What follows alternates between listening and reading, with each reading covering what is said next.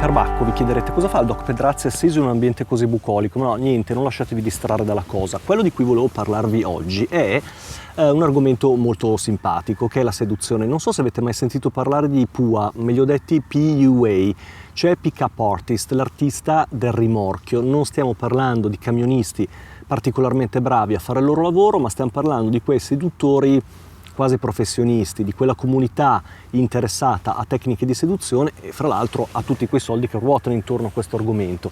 Ora, la cosa interessante è che comunque si tratta di psicologia e spesso di questo argomento parlano persone che psicologi non sono. Io, così, per curiosità, mi sono interessato alla cosa e ho distillato per voi 30 punti che mi sembravano particolarmente interessanti e curiosi. Non sono 30 punti indicati a caso, ma in qualche modo progrediscono da una fase, da dimensioni generali fino a tecniche specifiche dopo aver conosciuto la persona. Ora, l'argomento si presta chiaramente a una marea di critiche, ambasciatore non porta pena, però naturalmente voi siete liberi di bruciarmi in effigie nei commenti su YouTube o su Facebook. Ma vediamo che cosa ho capito sull'argomento. Allora, uscite di casa prima di tutto con un'attitudine positiva, il che vuol dire che non dovete uscire di casa per ottenere un risultato, ma semplicemente per divertirvi. È molto meglio attrarre una donna piuttosto che andare a caccia di una donna. Fra l'altro, un'attitudine positiva è un grosso magnete per tutti, donne e uomini, per cui farete una migliore figura. Il successo creerà sicurezza e la vostra sicurezza maggior successo, e così in un circolo virtuoso. Allora, parti dal presupposto che la maggior parte delle donne con le quali parlerai non sono interessate a te. Ora, molti uomini questa cosa la prendono sul personale ed è un errore, perché si bloccano e ciò gli impedisce di iniziare un'altra conversazione e conoscere altre persone. Quando approcciate una donna, tenete conto che non state facendo niente di bislacco, niente di così originale. Per voi magari potrà sembrare una cosa strana, potrà sembrare una cosa imbarazzante, ma partite dal presupposto che per una donna è una cosa abbastanza comune, anzi decisamente comune, per cui siate sereni rispetto a questo argomento, perché la donna è molto più serena di voi probabilmente. Le donne, non sono uomini, il che vuol dire che è un errore aspettarsi un feedback o un comportamento maschile da parte di una donna. Non ti risponderà mai come potrebbe risponderti un tuo amico. D'altro canto è anche vero che le donne, come gli uomini, hanno aspettative comuni.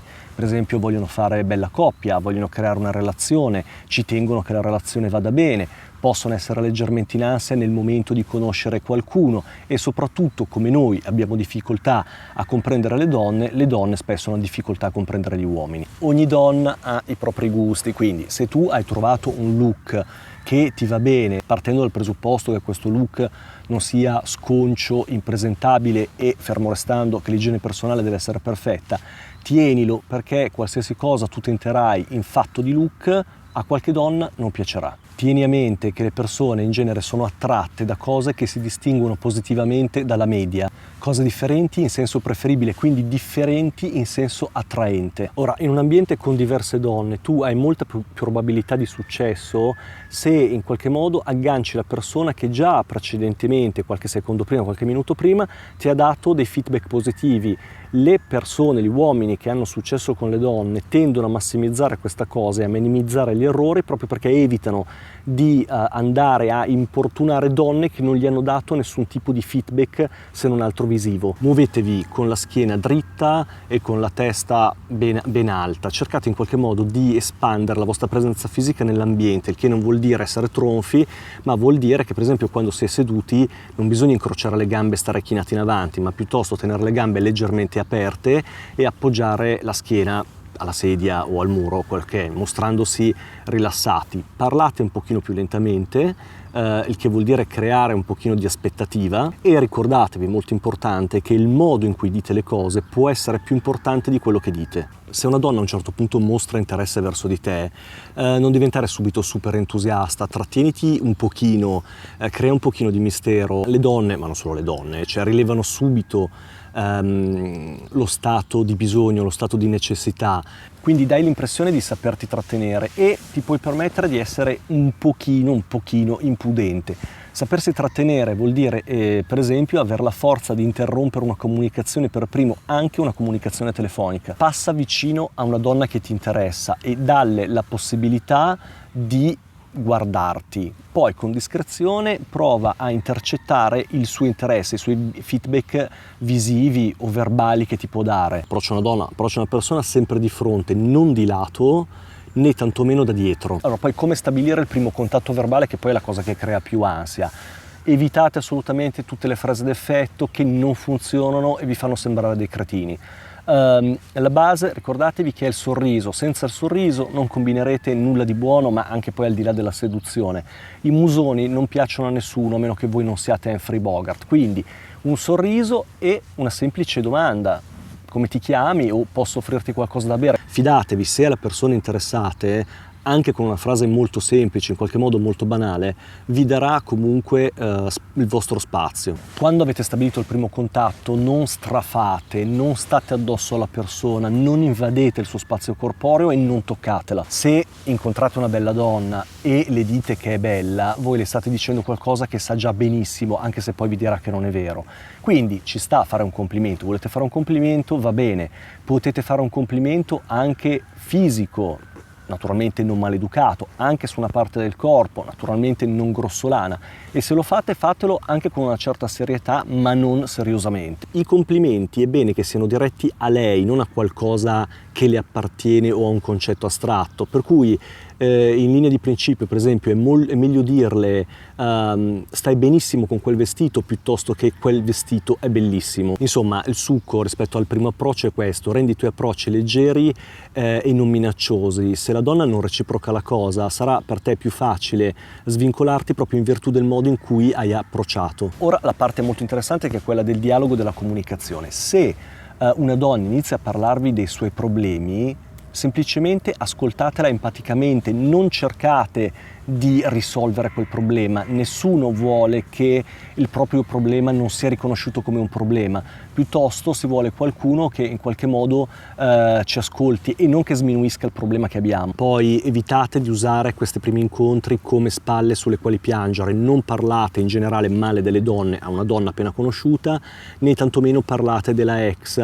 Immaginate che sia un primo colloquio. Secondo voi ha senso durante un primo colloquio parlare male dell'ex datore di lavoro, anche se in effetti l'ex datore di lavoro era un balordo? Una volta che avete iniziato a parlare con questa persona, ricordatevi di rispondere emotivamente alle cose che dice, anche con piccole sottolineature verbali e gestuali del viso, per esempio inclinando un attimino la testa. Questa può essere una cosa complicata ed è anche un'arma a doppio taglio, ma potete provare a prevedere quello che in qualche modo sta pensando, dar la percezione che voi lo prevediate. Per esempio, se vedete che osserva una cosa con aria di disgusto, potete dire: ah, stavo pensando la stessa cosa scuotendo la testa. Però attenzione, perché molte persone sono infastidite dal fatto che gli si possa, fra virgolette, leggere nella mente, per cui state molto attenti a usare questa tecnica, che può farvi guadagnare molti punti ma anche perdere. Se combinate qualcosa di inavvertitamente imbarazzante, cercate di sdrammatizzare la situazione, rideteci su, non bloccatevi, non spaventatevi,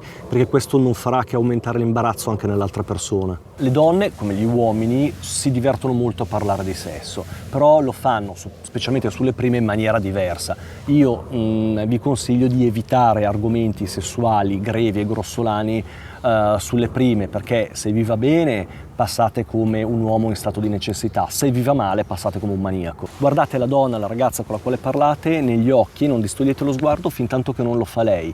Spesso accade che non si sa che occhio guardare quando si è particolarmente vicini. Beh, un trucco in questo caso è guardare questa zona, la zona che sta fra gli occhi. La persona che viene guardata in questo modo non si accorge di questo piccolo trucco. La cosa funziona anche quando sul volto della persona ci sono magari degli elementi caratteristici, come può essere un neo o un piccolo fruncolo, che attirano l'attenzione al di là degli occhi. Naturalmente, se mentre le parlate lei guarda da tutt'altra parte, beh, questo non è un buon segno. Più che basarti sulle parole che dici, basati sul comportamento. Può essere che questa donna, questa ragazza stia facendo anche lei, non so, semplicemente un gioco seduttivo non finalizzato a niente. Ora, come capirlo? Beh, in realtà è molto difficile, però diciamo che nel giro di 2 giorni lo capirete, semplicemente perché non ci sarà un secondo giorno. Il significato di una comunicazione è la risposta che ottieni. Se non ti piace la risposta che hai ottenuto da questa signora, devi cambiare o il modo di dire le tue cose o le parole.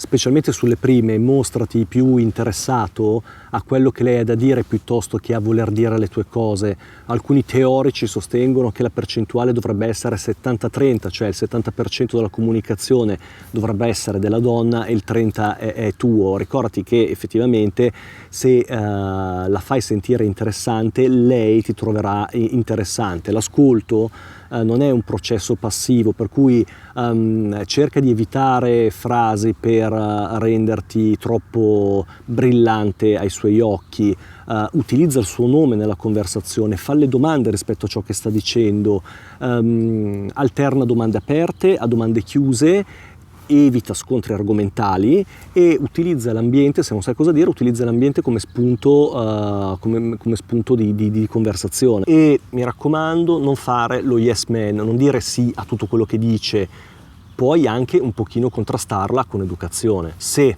dopo una lunga conversazione con questa donna lei non ti ha chiesto nulla di te, beh, fatti una domanda e datti una risposta. Allora, una volta conosciuta poi anche il primo, il secondo appuntamento, io direi che è bene essere cavaliere ma non essere un damerino. Sii decisionista con educazione, per esempio scegli tu dove andare a mangiare, dove vedersi, almeno le prime volte. Allora, poi il solito discorso sul sesso e gli stereotipi.